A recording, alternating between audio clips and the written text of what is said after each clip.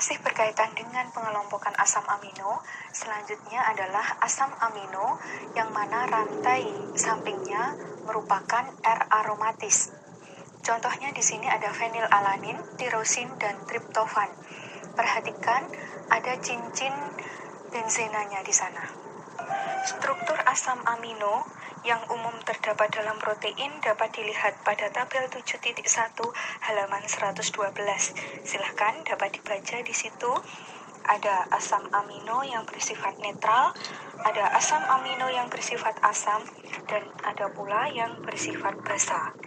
Di situ juga tampak memberi nama asam amino.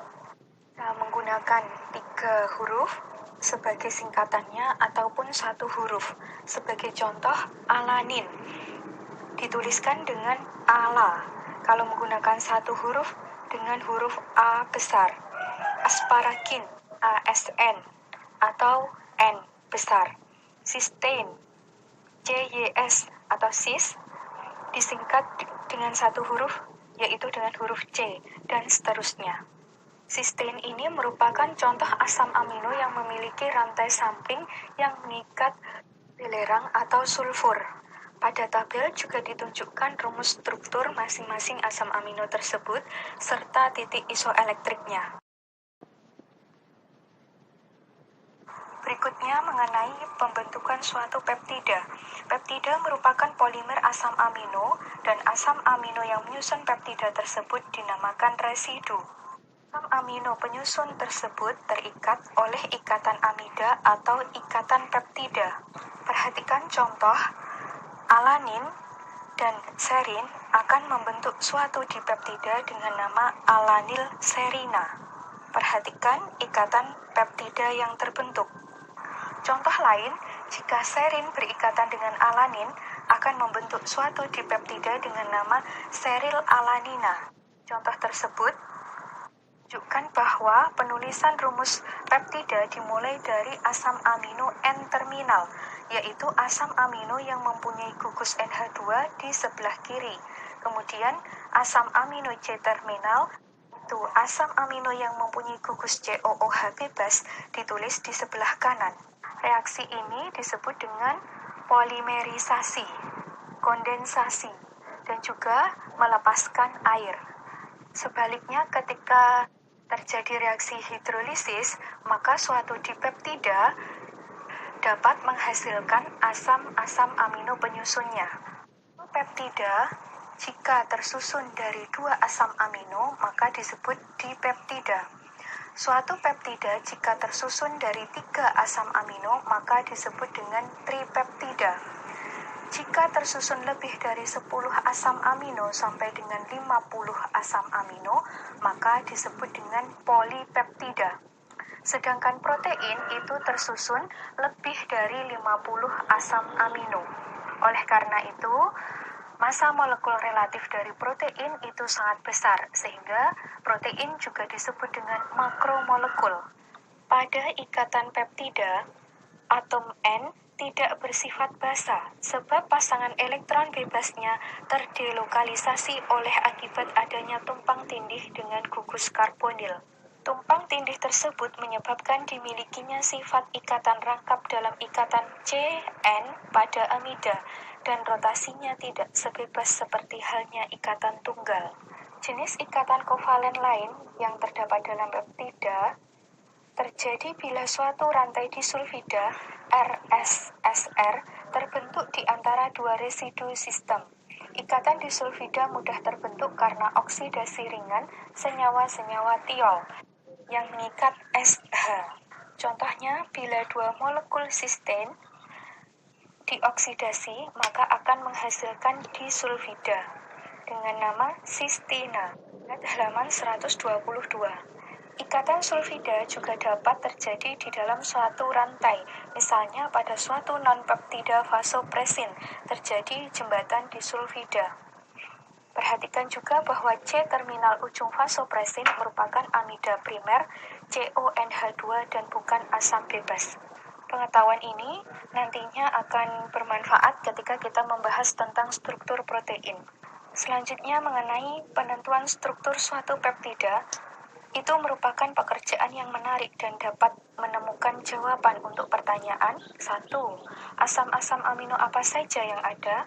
2. Berapa banyak masing-masing asam amino dalam suatu peptida? Dan 3. Bagaimana susunan asam-asam amino tersebut? Nah, pertanyaan tersebut dapat dijawab dengan menggunakan alat yang disebut amino acid analyzer. Masih lengkapnya silahkan dibaca pada halaman 122 dan 123. Selain itu, penentuan urutan asam amino dalam suatu peptida juga dapat dilakukan dengan degradasi Ekman. Degradasi Ekman prinsip kerjanya yaitu memutus residu di N-terminal, memisahkan, mengidentifikasi. Cara ini dapat dilakukan untuk mengidentifikasi 20 atau lebih asam amino secara otomatis. Selanjutnya, untuk menentukan urutan asam amino dalam peptida, khususnya pada penentuan residu C-terminal, secara spesifik dapat digunakan enzim karboksipeptidase. Selanjutnya, kita membahas tentang struktur protein. Ada 4 tingkatan struktur protein, yaitu struktur primer, sekunder, tersier, dan kuarterner. 1. Struktur primer yaitu urutan linear asam amino pada rantai polipeptida. Yang kedua merupakan struktur sekunder, merujuk pada pengaturan residu asam amino yang berdekatan dalam urutan linear. Pada tingkat ini, konformasi gugus R atau rantai sampingnya belum begitu diperhatikan. Dan yang ketiga, struktur tersier, yaitu konformasi keseluruhan suatu rantai polipeptida yang terdiri dari pelipatan struktur sekunder bersamaan dengan konformasi rantai samping untuk membentuk struktur 3 dimensi. Dan yang keempat adalah struktur kuarterner. Pada protein multimerik merupakan konformasi gabungan antara masing-masing struktur tersier rantai polipeptida. Perhatikan contoh pada gambar tersebut. Secara rinci dapat dijelaskan sebagai berikut. Struktur primer protein atau primary structure. Setiap polipeptida mempunyai urutan asam amino tertentu. Interaksi antara residu asam amino menentukan struktur 3 dimensi protein dan fungsinya serta hubungannya dengan protein lain. Polipeptida yang mempunyai urutan asam amino hampir sama dan fungsinya juga hampir sama dapat disebut sebagai homolog. Perbandingan urutan antara homolog polipeptida telah digunakan untuk menemukan hubungan genetik dari spesies yang berbeda. Memahami struktur primer protein itu sangat penting karena beberapa penyakit genetik diketahui merupakan akibat dari urutan asam amino dalam protein bersifat abnormal. Nah, untuk mengetahui jumlah, jenis, dan urutan asam amino dalam protein, dilakukan analisis terdiri dari beberapa tahap berikut. 1. Penentuan jumlah rantai polipeptida yang berdiri sendiri. 2. Pemecahan ikatan antara rantai polipeptida tersebut. Yang ketiga, pemecahan masing-masing rantai polipeptida. Dan yang keempat, melakukan analisis urutan asam amino pada rantai polipeptida. Jadi dapat disimpulkan bahwa pada struktur primer ini kita dapat mengetahui urutan, jenis, dan jumlah asam-asam amino yang menyusun suatu peptida maupun protein. Selanjutnya kita bahas tentang struktur sekunder protein atau secondary structure. Dapatkah rantai polipeptida melipat menjadi sebuah struktur yang berulang secara teratur? Pada tahun 1951, Linus Pauling dan Robert Corey mengusulkan dua struktur periodik yang disebut dengan alpha helix dan beta plate sheet atau beta sheet. Kemudian struktur yang lain seperti beta turn dan omega loop juga teridentifikasi. Meskipun tidak berulang secara periodik, struktur ini umumnya memutar struktur yang ditetapkan dan menyumbangkan dengan alpha helix dan beta sheets untuk membentuk struktur protein yang disebut dengan struktur sekunder.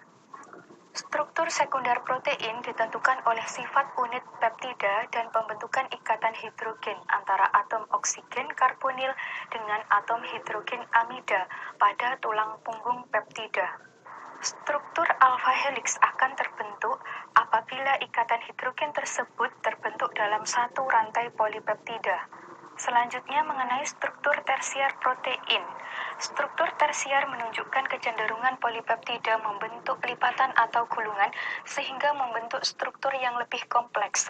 Struktur tersier protein distabilkan melalui beberapa interaksi non-kovalen yang lemah dan satu ikatan kovalen, yaitu satu ikatan disulfida. Ikatan disulfida ini terjadi antara residu sistein pada salah satu rantai dengan residu sistein lainnya yang berada pada rantai yang lain atau bagian lain dalam satu rantai.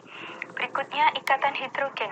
Ikatan hidrogen yang menstabilkan struktur tersier berbeda dengan ikatan hidrogen yang menstabilkan struktur sekunder. Pada struktur tersier, ikatan hidrogen terjadi pada rantai samping residu asam amino yang polar seperti tirosin dengan serin. Berikutnya, jembatan garam. Jembatan garam adalah interaksi elektrostatik yang terjadi antara dua rantai samping dari asam amino yang mengion, yaitu rantai samping dari asam amino yang bersifat asam dengan rantai samping dari asam amino yang bersifat basa. Berikutnya, struktur tersier protein juga distabilkan oleh interaksi hidrofobik. Dalam pelarut air, umumnya protein globular akan membentuk konformasi yang kompak dengan mengarahkan rantai samping dari asam amino polar keluar. Kontak dengan air dan rantai samping dari asam amino nonpolar terkubur di bagian dalam protein karena menghindari kontak dengan air. Amino nonpolar membentuk interaksi hidrofobik. Jumlah interaksi hidrofobik sangat besar sehingga cukup kuat untuk menstabilkan struktur tersier protein. Selanjutnya, penjelasan mengenai struktur kuarterner protein.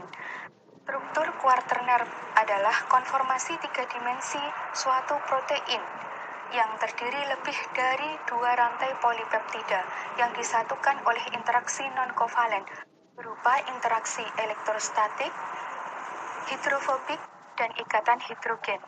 Setiap rantai polipeptida disebut subunit. Struktur kuarterner ini menentukan bagaimana subunit yang berbeda dapat bergabung membentuk satu kesatuan yang utuh. Sebagai contoh, seperti yang telah dikemukakan di depan, hemoglobin terdiri dari 4 subunit protein. Materi berikutnya berkaitan dengan denaturasi protein. Pelipatan rantai polipeptida pada protein yaitu pada struktur sekunder, tersier, dan kuarterner, hanya stabil pada kondisi tertentu. Perubahan kondisi lingkungan, baik fisik maupun kimia, dapat merusak stabilitas struktur tersebut dan mengubah struktur tiga dimensi dari protein tersebut dengan mudah. Fenomena inilah yang disebut dengan peristiwa denaturasi protein. Denaturation is a process that changes the molecular structure without breaking any of the peptide bonds of a protein. Berdasarkan uraian ini dapat didefinisikan bahwa denaturasi adalah perubahan struktur protein yang kompleks menjadi struktur yang lebih sederhana yang diakibatkan oleh faktor-faktor fisik maupun kimia yang tidak melibatkan perubahan dalam urutan asam-asam amino. Lalu, faktor-faktor fisika dan kimia apa saja yang dapat menyebabkan denaturasi protein? Yaitu perubahan suhu dan gerakan mekanik seperti pengocokan atau goncangan yang kuat, perubahan pH bisa karena penambahan asam atau basa, kemudian penambahan pelarut organik seperti alkohol, aseton maupun eter, dan juga penambahan senyawa anorganik ataupun ion-ion logam.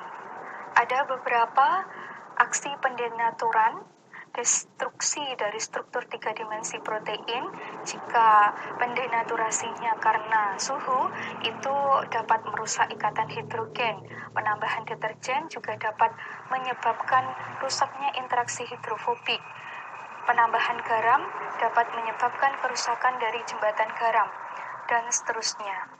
Apabila konformasi molekul protein berubah karena denaturasi seperti yang disebabkan oleh faktor-faktor di atas, maka aktivitas biokimia dari protein tersebut akan berkurang. Sebagai contoh, protein akan terdenaturasi apabila dipanaskan pada suhu 50 derajat Celcius atau lebih. Contohnya pada proses perebusan telur yang dapat menyebabkan denaturasi protein yang ditandai dengan koagulasi atau penggumpalan. Proses denaturasi ada yang bersifat reversibel atau dapat balik, ada juga yang bersifat irreversibel atau tidak dapat balik. Penjelasan mengenai sifat-sifat protein secara rinci dapat dibaca pada buku Dasar-Dasar Biokimia halaman 117, antara lain berkaitan dengan ionisasi, denaturasi, viskositas, kristalisasi, dan sistem koloid. Selain itu, dapat juga reaksi-reaksi khas yang terjadi dalam protein seperti santoprotein, reaksi Hopkins-Cole, reaksi Milon, reaksi nitroprusida, reaksi Sakaguchi, reaksi Biuret, dan sebagainya. Mengelompokkan protein berdasarkan komposisi penyusunnya dibagi menjadi dua. Yang pertama protein sederhana, yaitu protein yang jika dihidrolisis hanya menghasilkan asam amino. Yang kedua, protein konjugasi, merupakan protein yang jika dihidrolisis menghasilkan asam amino dan senyawa lain yang disebut dengan gugus prostetik. Berikut tabel beberapa protein konjugasi. Contohnya lipoprotein, yaitu beta-lipoprotein plasma. Jika dihidrolisis, menghasilkan asam amino dan komponen gugus prostetik yang lain seperti fosfolipid, kolesterol, dan lipid netral. Contoh yang lain dapat dibaca pada tabel.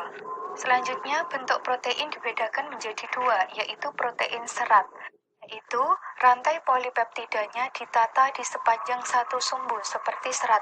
Sifatnya kaku, kuat, tidak larut dalam air atau larutan garam encer. Contohnya berfungsi sebagai protein struktural. Yang kedua, protein globular. Rantai polipeptidanya melipat menjadi bentuk bola yang kompak. Sifatnya mudah larut dalam air. Fungsinya sebagai protein non-struktural. Pada bagian akhir ini dapat dilihat beberapa contoh sumber makanan yang mengandung protein dapat berasal dari biji-bijian, sayuran, buah, susu, daging maupun kacang-kacangan. Selanjutnya berkaitan dengan penyakit yang disebabkan oleh kekurangan protein seperti kwashiorkor dengan ciri-ciri yang dapat Anda baca sebagai berikut. Serta contoh yang lain adalah marasmus.